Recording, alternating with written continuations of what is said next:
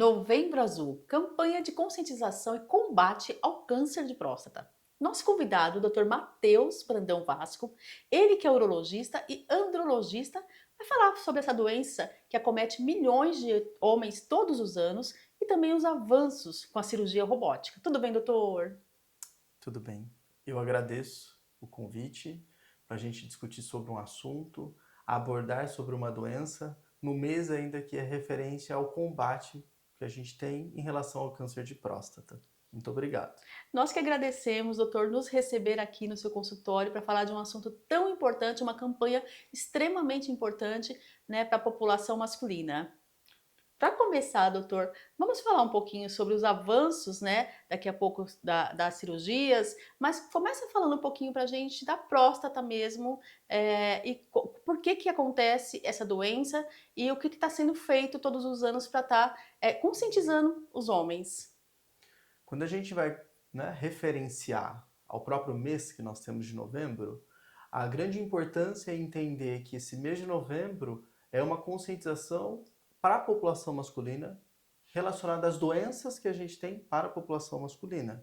Ela já é histórica, já é desde 2003. Essa campanha começou na Austrália e atualmente, essa referência ao próprio mês e ao combate ao câncer de próstata é justamente pela data, que é do dia 17 de novembro, que é o combate mundial em relação ao câncer de próstata. Quando a gente comenta sobre o câncer, realmente ela é uma doença que ela está, concentralizada aí como prevalente na população masculina. Entendemos que os dados de estatística para a doença é que ela é a causa mais comum dos cânceres na população masculina. Ela está atrás, dos cânceres de peles não melanoma. Uhum. Então a gente precisa realmente conscientizar, orientar a população masculina em relação à doença e aos cuidados. Uma vez que o indivíduo que faz o acompanhamento, faz o segmento e ele acaba detectando a doença de forma mais precoce, ele tem, para aqueles cânceres de próstata que estão localizados, 90% de cura. Que é um índice altíssimo, né, doutor? Com certeza. Então, baseado nas nossas informações, no conhecimento que se tem sobre a doença, é muito importante conscientizar a avaliação e o segmento deste indivíduo, deste homem, para os cuidados em saúde. Nós Uhum. podemos falar sobre o câncer, mas considerando uma população masculina, temos outras doenças relacionadas e que precisa também ser conscientizado. A gente tem um câncer. Entretanto, a próstata não necessariamente é só uma doença neoplásica, que é Uhum. realmente um tumor que o indivíduo ele pode ter o seu receio. Quando nós pensamos em próstata, o indivíduo ele pode ter inflamação da próstata e, eventualmente, num segmento, pode manifestar com uma alteração de PSA? Pode.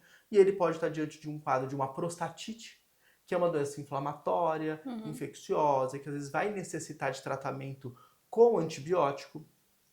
Além disso, nós temos também a hiperplasia da próstata, que é uma doença que pode acometer os indivíduos a partir dos 40 anos de idade, onde este órgão ele vai ter um aumento de volume. E este aumento de volume podem dar sintomas. Uhum. E isso é importante, às vezes, a conscientização.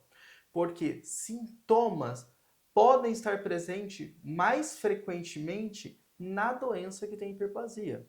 E Uhum. o indivíduo ele pode ter queixa de um jato fraco, de um esforço para ele urinar, uma sensação de que ele não está esvaziando completamente essa bexiga, uma urgência que ele precisa ir ao banheiro com uma Uhum. frequência maior do que o habitual, eventualmente também pode acordar à noite. E às vezes vem o receio, o medo de isso estar relacionado a uma neoplasia. Uhum. Em contrapartida, o que nós temos de conhecimento é que o câncer de próstata, quando a gente pensa numa avaliação, na fase inicial, ele não manifesta sintomas. Uhum. Por isso, realmente, a recomendação do indivíduo, da população masculina, fazer o segmento e a avaliação, porque numa fase inicial, em que ele pode ter a cura, ele não manifestar sintomas. E quando manifesta sintomas relacionados a um câncer, a gente entende que já está numa fase mais avançada. Uhum. Então, vale com certeza toda essa conscientização, pensando em doenças, inclusive, que estejam relacionadas ao órgão em si e Uhum. não necessariamente apenas ao próprio câncer Com que pode certeza. acometer. E doutor, quais são os fatores de risco? Fatores de risco para o câncer de próstata, a gente pode diferenciá-los. Aquilo que a gente pode discutir de preventivo. Se a gente for falar em prevenção, seria a conscientização mesmo de uma avaliação. Uhum. Por quê? Por mais que nós sabemos que o câncer de próstata pode manifestar e ter relação, às vezes, com dieta, né? O indivíduo que é obeso. Porém, nós não temos uma recomendação dizendo se você fizer uma dieta, se você seguir algum plano, isso pode evitar. Uhum. Então, do fator preventivo, a gente não costuma ter esta recomendação ou essa orientação. Entretanto, falando em fator de risco, o que é muito importante são os antecedentes pessoais. Hum. Então, o indivíduo que já tem um histórico familiar, parente de primeiro grau, pai ou irmão, ele já tem um risco aumentado em até 3 vezes. Se ele tiver mais do que 2 fatores, né, ele pode ter um risco aumentado em até 6 vezes Hum. de ter a doença.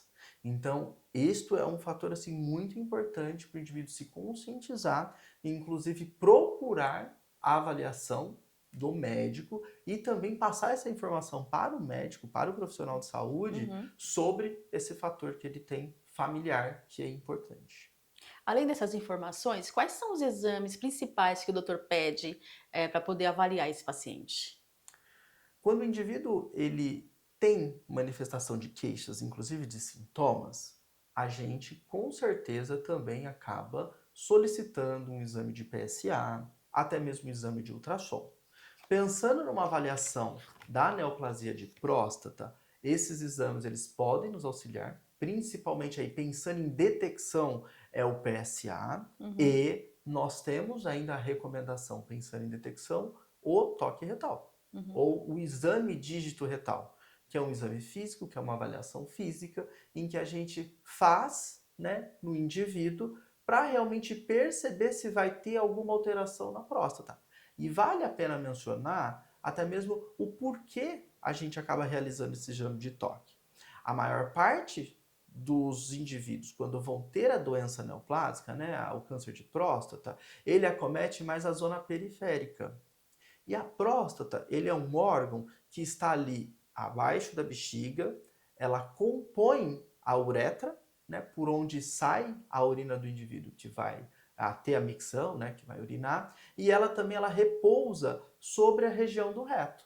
Logo, como ela está mais ou menos 3 centímetros dessa borda, né, Uhum. do exame, a gente consegue ter uma percepção de alguma alteração. Uhum. Então, se tiver realmente uma próstata ali mais dura, mais enrijecida, né, a gente consegue sim ter uma ideia de que aquele órgão tem uma alteração.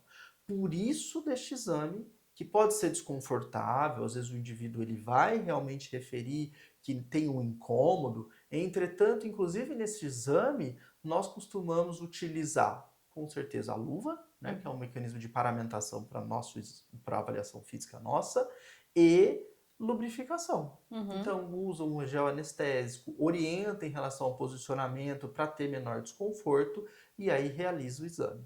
Então, tanto o PSA quanto o exame dígito retal ou toque retal são exames recomendáveis para fazer uma avaliação no diagnóstico. Um complementa o outro e é super necessário, então, fazer o exame, né, doutor? Com certeza, porque um toque normal com um PSA, que a gente não tem às vezes um valor inicial, a gente pode ter uma estimativa de 10% de detecção. Uhum. Se você combina os dois e os dois estão alterados, é quase 95% de chance mesmo deste indivíduo ter a neoplasia. Perfeito, doutor. Agora vamos falar um pouquinho sobre os avanços em cirurgia. O que nós temos hoje em questão de cirurgia robótica e o que o paciente pode esperar dessa cirurgia? Com certeza. Quando nós estamos diante de uma avaliação em que a gente tem essa alteração, que é o TOC e o PSA, nós precisamos confirmar o diagnóstico através de uma biópsia. A gente só diagnostica o câncer quando a gente tem a biópsia e o anátomo patológico. Uhum. Teve o diagnóstico, vale sim, com certeza, a conversa do paciente em relação a este tratamento. Que porventura, sim, podemos fazer a cirurgia. Essa cirurgia, que é a cirurgia robótica, ela é uma cirurgia que nós temos dados hoje, informações, que ela tem essa segurança no sentido em relação a menos taxa de sangramento. Ela tem também como resultado menor tempo de internação ou hospitalização desse paciente e essa cirurgia em si, menos tempo que o indivíduo fica com uma sonda vesical, o que Uhum. pode ser um desconforto, um incômodo desse paciente no pós-operatório. Entretanto, essa cirurgia a gente sempre precisa lembrar que seja ela uma cirurgia indicada aberta, laparoscopia ou por robótica, ela pode ter complicações que não são necessariamente desejáveis ou agradáveis ao paciente. E ele Uhum. precisa entender em relação aos riscos, sejam eles de incontinência, que é a perda urinária, e a disfunção erétil, a dificuldade que esse indivíduo pode apresentar no pós-operatório em relação à sua ereção. Doutor, muito obrigada por todos os seus esclarecimentos no nosso programa. Obrigada por falar tão claro aqui no Saúde na TV e até o nosso próximo encontro. Muito obrigado. É o programa Saúde na TV, sempre com muita informação e responsabilidade para você. Conversei agora com o Dr. Matheus Brandão Vasco, ele que é urologista e andrologista. Você também pode acompanhar sobre o trabalho dele nas redes sociais.